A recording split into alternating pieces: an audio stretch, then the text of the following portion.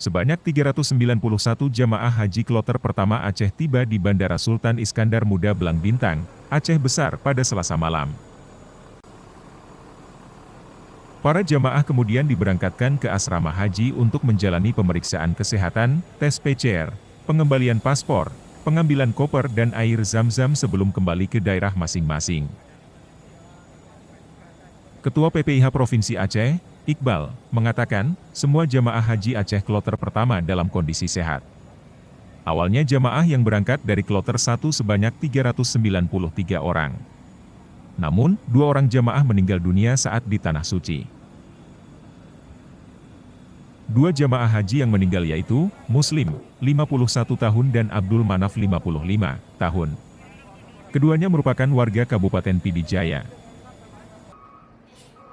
Para jemaah kloter 1 ini berasal dari 5 daerah diantaranya, Kota Banda Aceh, Aceh Besar, Aceh Utara, Sabang, dan Pidijaya.